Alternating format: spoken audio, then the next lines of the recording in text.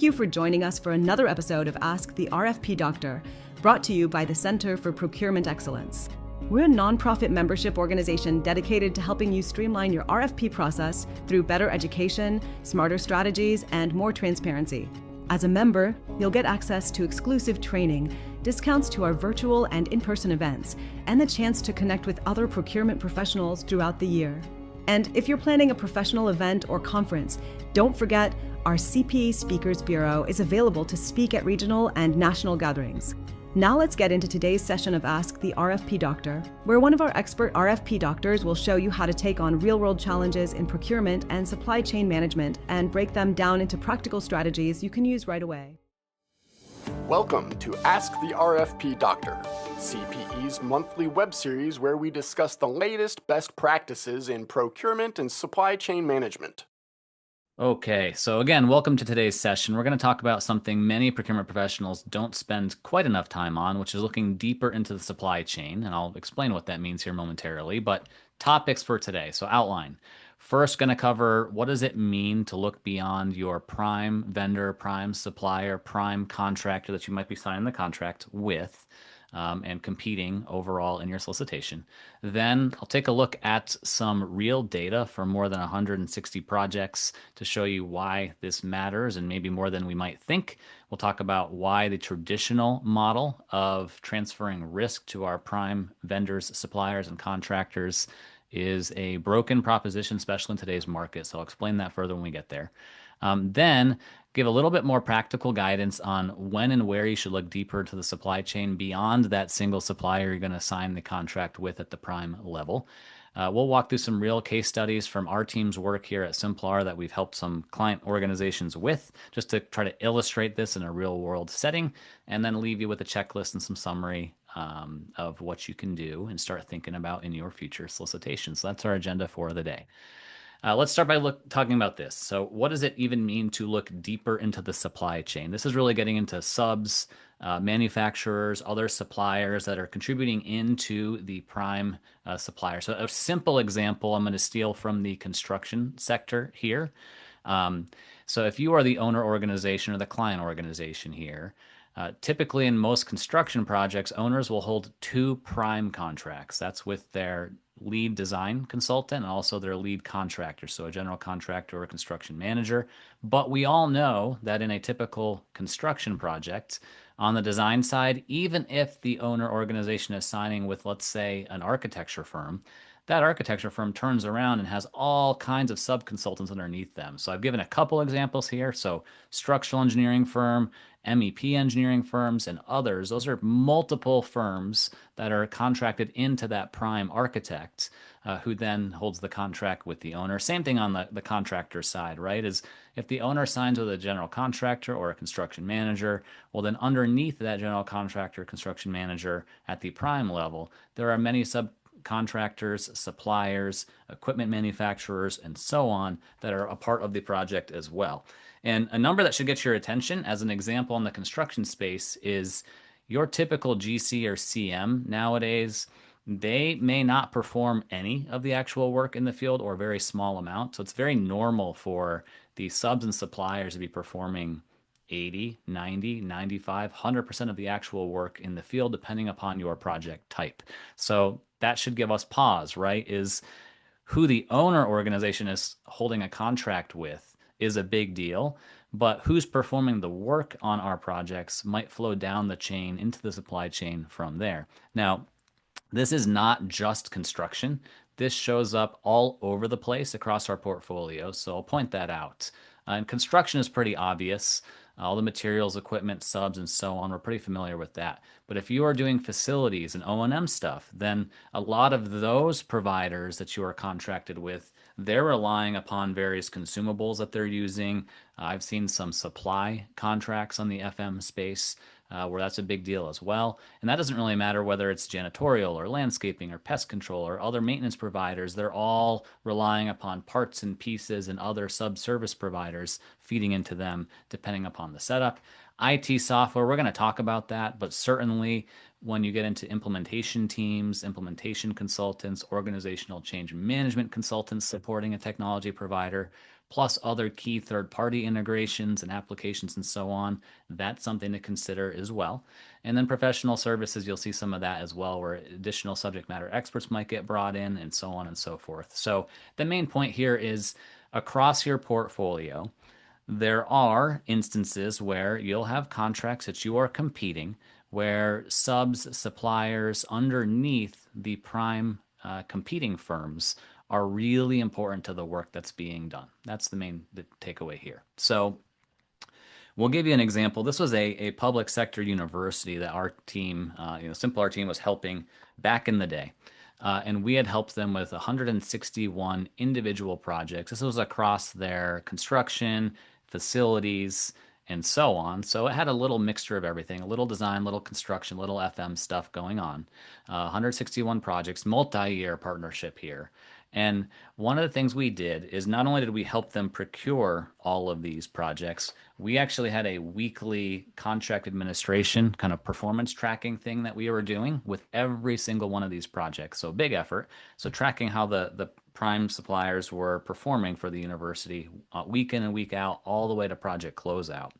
And one thing to mention is, when you have a good procurement process up front, you get good suppliers, good vendors, and we had the vast majority of cost and schedule and scope impacts. We tracked everything weekly, all the way through closeout, as mentioned. The vast majority of impacts actually came from the client themselves. So scope things, internal user things, client not being ready, and so on. Some unforeseen force majeure type of stuff.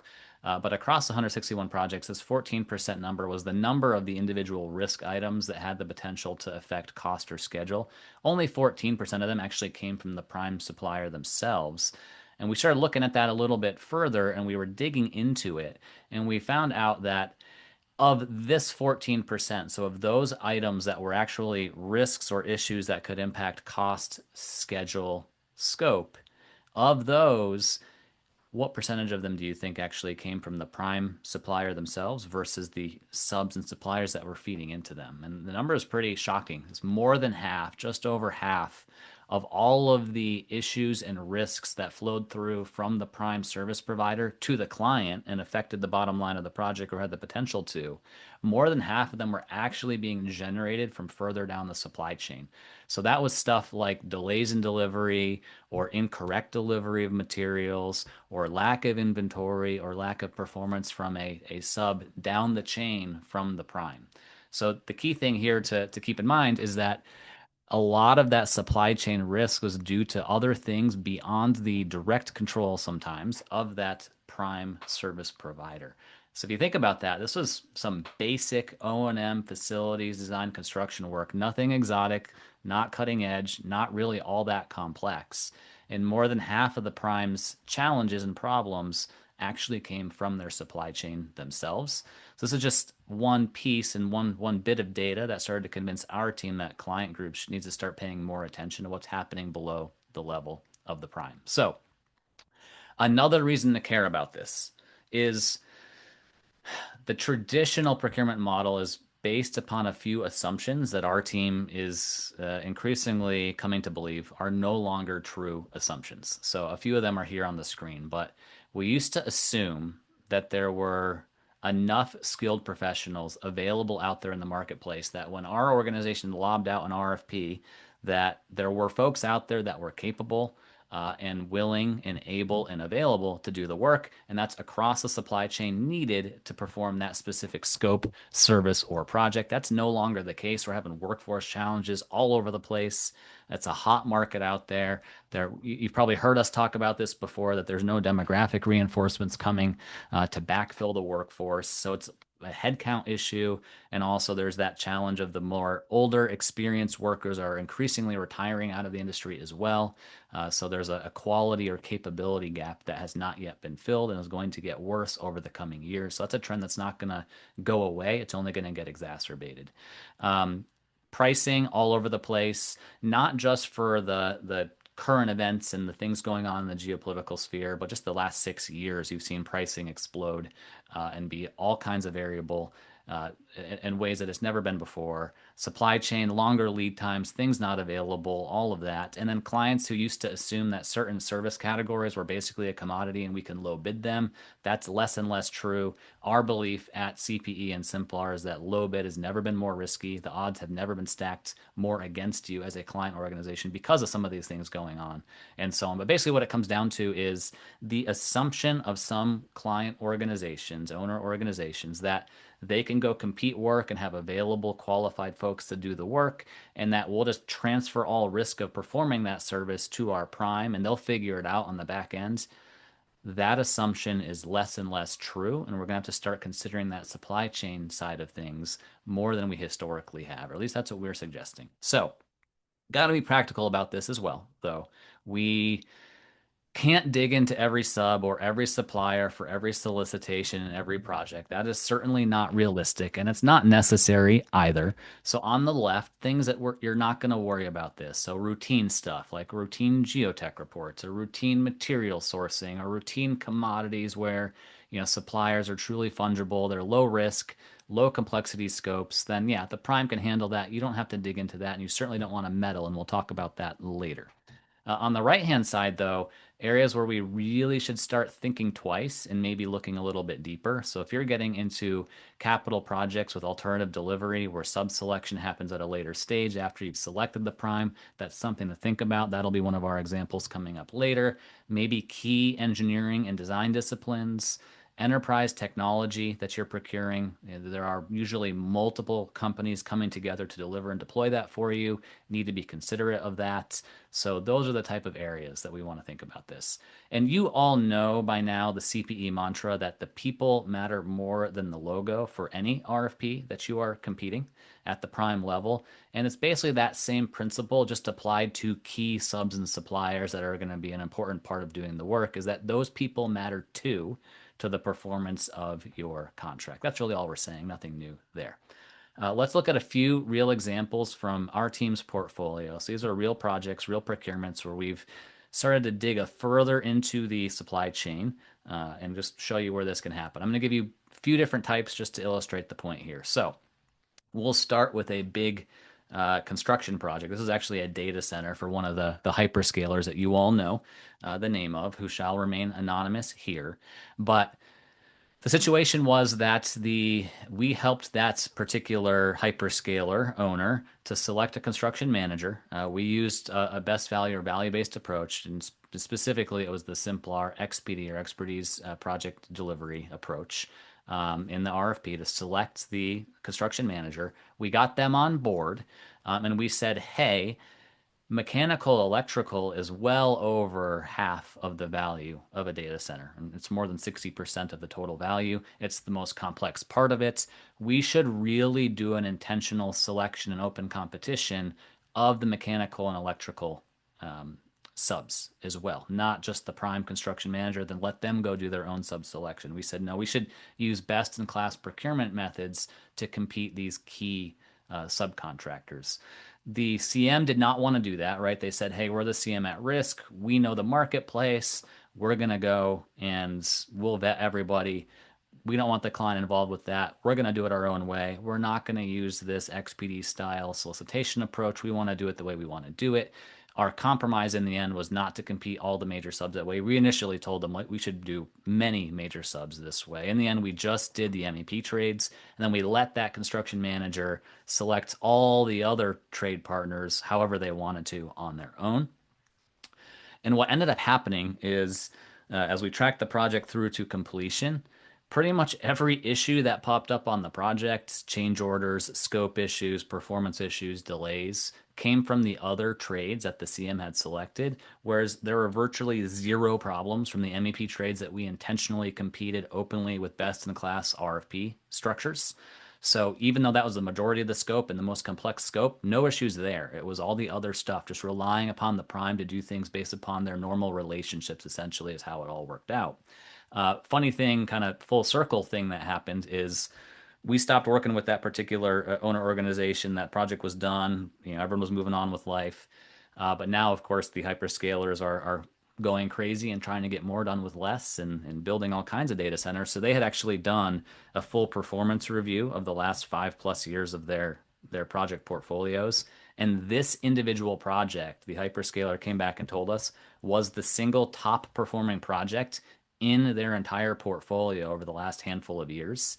And what made us chuckle is we thought like, yeah, there's, what was different about it was kind of how we approached it this way. But imagine how much better it could have even been if we had used this approach on more than just the MEP trades and maybe picked a few other critical trades as well that we ended up having problems with by using a traditional risk transfer approach and allowing the CM to do that themselves rather than intentionally competing it in this manner. So, anyway, what happened there is if left to their own devices, a lot of times those prime consultants, in this case, prime construction managers, they'll fall into either a hyper low bid approach or just go bid out the rest of the work and pick the lowest, or they'll select based upon those relationships of who they think is the best. And that is not a reliable approach anymore, we are finding.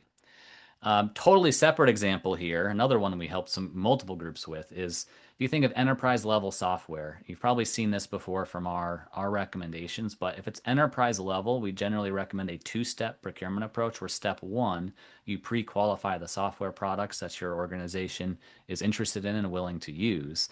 And then secondly, you'll compete the implementation consultants because who implements that product goes a long way towards a successful outcome and eventual use of the software you are purchasing. So when I say enterprise level software, I'm talking about things such as ERP systems, asset management systems, financial systems, payroll systems, HR systems that typically do have a separate group of implementation consultants built up in that ecosystem.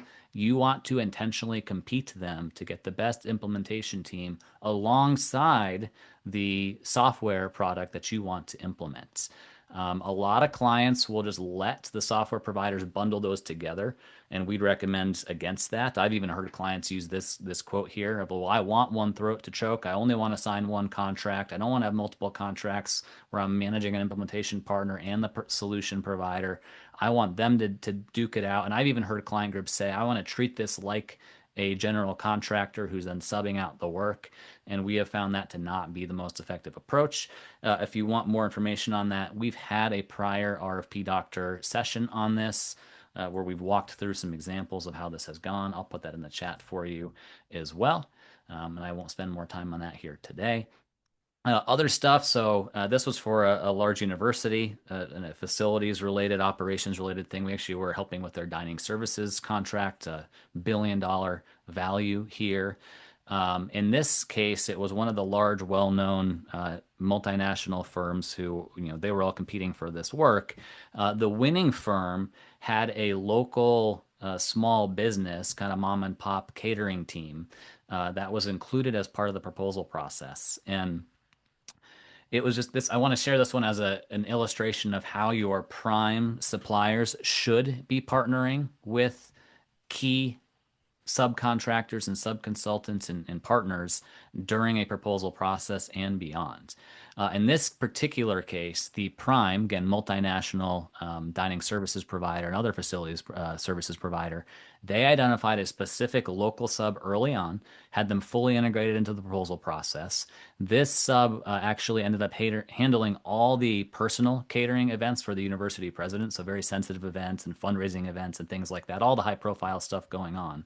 And that relationship between a multinational prime and this small local business that was literally handled by a husband and wife duo, it felt seamless. It didn't feel like it was a separate entity from the overall prime. The prime treated them like they were a true strategic partner, part of the value proposition. They were fully embedded in the team. They were there in the major proposal process the whole time. And that's something that's a hallmark of well-organized prime suppliers and prime vendors, is they'll consider these key subs to be true strategic partners with them in accomplishing the mission to deliver the best project for their clients. And later on, I can put him on the spot. Jeff on our team can speak about that from his old design build days and some of the key subcontractors that he partnered with and brought to every project with him because he knew that they were the best in the game for that specific piece of the scope. Last one here, as a quick case study, is design professional services here. This one was a major complex renovation project, and so this was just the design for it. So design only competition. We actually decided with this particular client group we were helping to come up with the design dream team, where first we put out one solicitation, but in 3 parts. There was part A, where we competed the architectural firm along with structural and building envelope to come in and look at that part of the design. We then selected the best team there and incorporated them into the client's evaluation team and went out and competed separately the mechanical and electrical design leads after that. And it was definitely made the industry uncomfortable. You have to do a lot of education and some planning about this, but it ultimately worked out great. Project was a smashing success, client very happy. I've only done this a few times in our history, but there are times where it can be warranted for specific projects. All right, now, with those examples out of the way, some of you might be thinking too that if we start as a client group getting overly involved in subcontractor selection, subconsultant selection, does that mean that we're overstepping our bounds? Are we starting to meddle and things like that? And so I think this is a critical distinction that's worth a slide. So appropriate involvement versus inappropriate involvement. On the appropriate side, right, is it's okay to ask for key sub information and personnel information in the evaluation of your RFP, in your evaluation criteria in your RFP in some cases. That helps keep it transparent that this is something very valuable to you, and you want that to be upfront and competed. That can be okay. Where it gets into meddling is if you start directing or dictating which specific subs the prime must use, you start dictating how that management relationship is going to work, you start inserting yourself as a client group into the means and methods of how the work is going to be performed. Well, in that case, we've overstepped our bounds, and that's something we want to avoid. That's a major no-no that you've heard about in other CPE sessions in the past.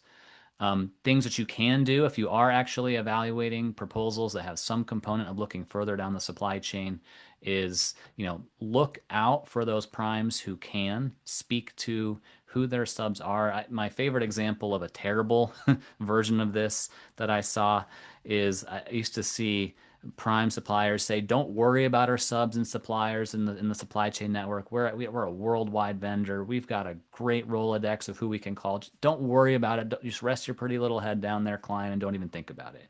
That is not a good response. A better response is they will name specific subs and they're happy to talk about their qualifications and why they are involved. They'll even identify key personnel. They'll explain that approach. Similar to the dining services example that I mentioned before, it's going to feel like a seamless experience where you have subs and suppliers teaming up with your prime to give you the best project. That's what it should feel like in the evaluation process. Beyond that, maybe a quick checklist here of a few things to consider. So, one, in certain RFPs, you might want to ask yourself, is it important to identify critical subs early on? Is this something that we think that could be a make or break for the project success? Is it something we should even consider? If yes, then you might want to require the sub pieces to be looked at specifically and evaluated in the proposal process itself. But of course, we want to do that without meddling into the prime supplier or vendor's means and methods. So key takeaways here about looking deeper into the supply chain without meddling is number one, the reminder that the traditional model of just transferring risk over to the prime, we think that is fundamentally broken, or at least you are playing Russian roulette there and the odds are against you over time.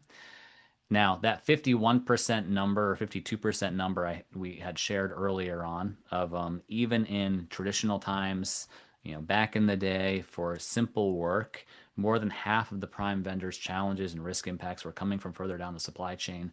That's even more likely today in today's market climate with all the workforce shortages, cost volatility we're seeing, and so on. So what can we do? Well, in procurement, we can start by just being more aware of this and starting to get a better sense of when we should dig a little bit deeper, when is it warranted, and what are some best practices and how to actually do that. And from there, we can start changing our approach and looking a little bit deeper where it might make sense. Is this going to be in the majority of cases? No, absolutely not. This is going to be in a small minority of solicitations, but it is something that occurs often enough that we wanted to cover it for you this month, make you aware of it. Happy to answer questions about it. We also built a one-page little assessment for you all to think about, how to evaluate an upcoming solicitation. Do you think you might need to be looking a little deeper than just the prime level, and why, to which specific subs or suppliers? So we are going to share that out via the CPE email newsletter. So if you haven't signed up for those, please do. That's also where the procurement checkup surveys go out. So we encourage you to be on those lists, and we'll get this out to you all via that mechanism as well. So thank you for that. Hopefully that was helpful. We're happy to entertain some questions on it. Let me stop the recording here. Or Jake, you want me to leave that going? Does it matter? Stop it or keep it? You can keep it, Brian. All good. So a couple quick reminders before we open up to the floor is one, we mentioned this earlier on, but please check out the procurement checkup survey. I'm putting that back in the chats for you all to access. Would love to have your input there. Again, invite friends and join future sessions here at Ask the RFP Doctor. And also check out our free online courses that we're doing through our friends over at NASPO and Procurement U, rocking the NASPO polo here today. We did a bunch of these last year. We got more coming up here. So we've run through our full suite of topics already in this first quarter of the year. We won't be doing more of those through NASPO's Procurement U till later in the year, but wanted to make you aware of them. So our 10-hour Better RFPs class will be coming in August. Then we're going to roll into the Great Scoring Matrix will come up after that, and a deep dive on effective evaluations as well. I don't know if those are fully advertised out there yet. It's usually a few months in advance. And always friends with CPE are welcome to join in. Shoot us a note if you want to get a seat and haven't signed up. Let us know. Again, check that out. We've got the upcoming topics here for Ask the RFP Doctor, May, June, July. So our first summer topics are released, and look forward to having you join us for those as well. So again, thank you. I will kill the share here, open up to the floor. And yes, that code for your credits is in the chat for you all there. Hey, Brian. Yes, sir. Just an update on the NASPO thing. With the creation of PPA and NASPO, Procurement U's website has changed a little bit. Unless you're a member of PPA, you can't actually access the Procurement U website. So we will be updating those courses on our website. If you do want access to those as a member friend of CPE, just need to email Amy, and we'll get you on the list with NASPO and then get you access via that way. We're working out some of those kinks with NASPO now, and get it all figured out. I'll drop Amy's contact information here in the chat as well.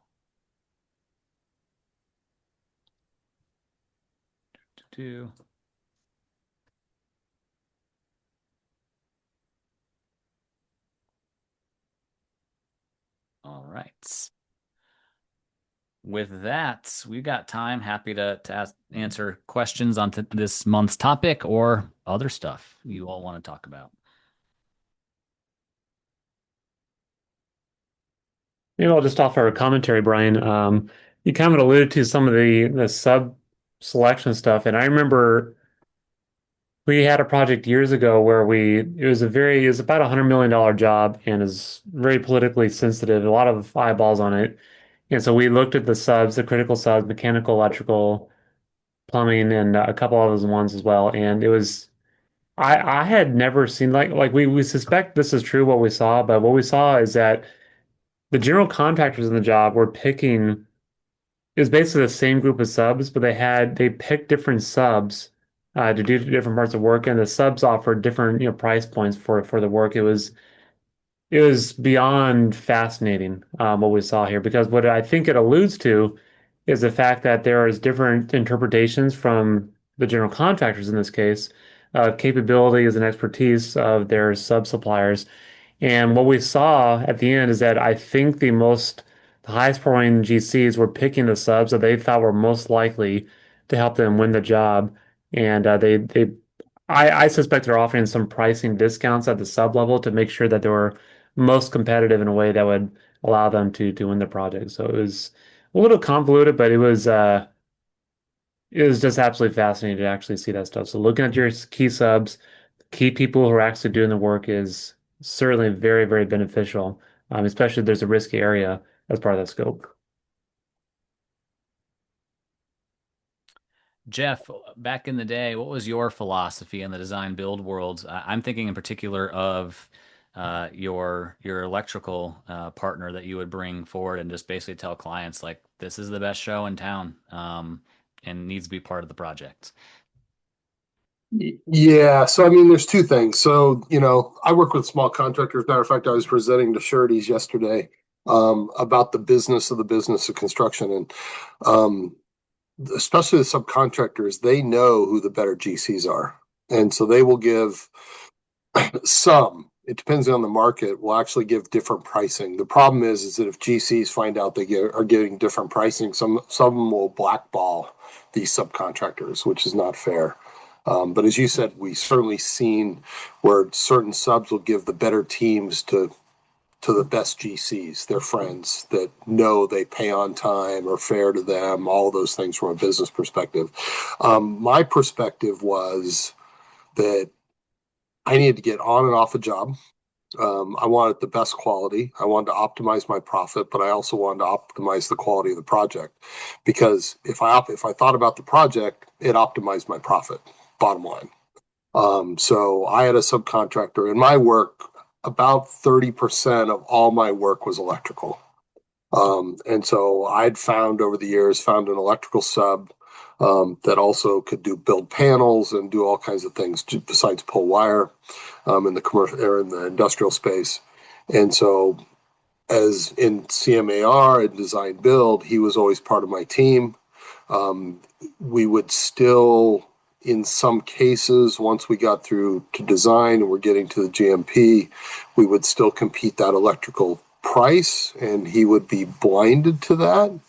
And he was always low. On low bid projects, even my big ones, he was always low. And he was always the best. I could count on him. I didn't have to think about having him to pull bonds because I couldn't trust him.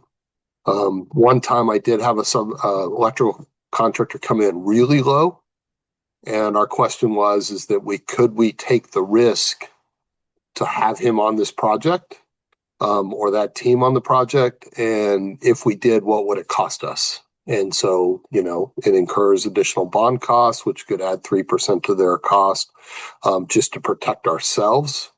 But you still can't protect the project from a bad subcontractor. So that was our philosophy from the very beginning, or mine. And matter of fact, I tried to get him to sell his company and be partners with us, to be part of our company as a bigger company. And it didn't work out that way. And so we kept him as a sub. And the funny story is, Brian, I don't know if I ever told you this, is after I sold my company to my partners, who wanted to take the company a different way, they decided to start their own electrical and stopped using that sub and tried to build it in-house. And the first big project that included electrical, they lost $1 million on, because they tried to do it in-house with people that didn't have the same skills and ability within that space. And that company now that I started and sold is now a third of its size, because of the change of that philosophy and other things, which is sad, but one of the reasons why I sold out when I did. Hey, Jeff, can you maybe comment a little bit about that sub in particular? I mean, was that person a unicorn? Is it like what made them so, I mean, cost effective, great work here? Was there something about the nature of the work about how you as not exactly an owner, but somebody that has to procure an electrical contractor?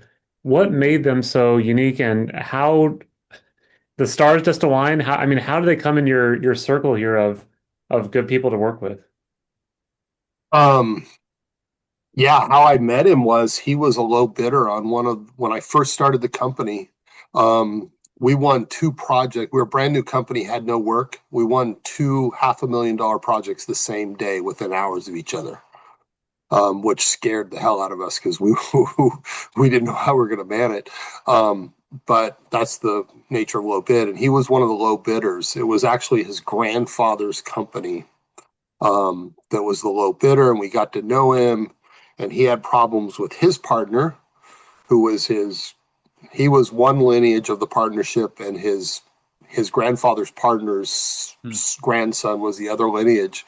And he had such good vision. He could see problems coming.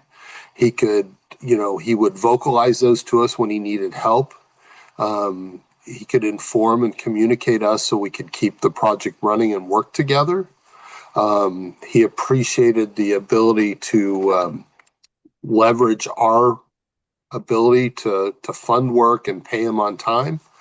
But mainly it was about him. And then he went out on his own right after that project, the middle of that project, and that's when we started working together. And he surrounded himself with 3 or 4 key people when he started his company that were like him.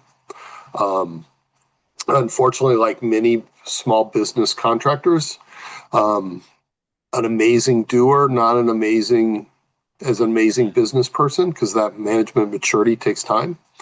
And he ended up actually closing his business. And was super successful, made a lot of money. But he was actually an airline pilot that got laid off in 9/11. And after 13 years, they finally called him back, and he decided to leave the industry. And that part of the world, it hurt.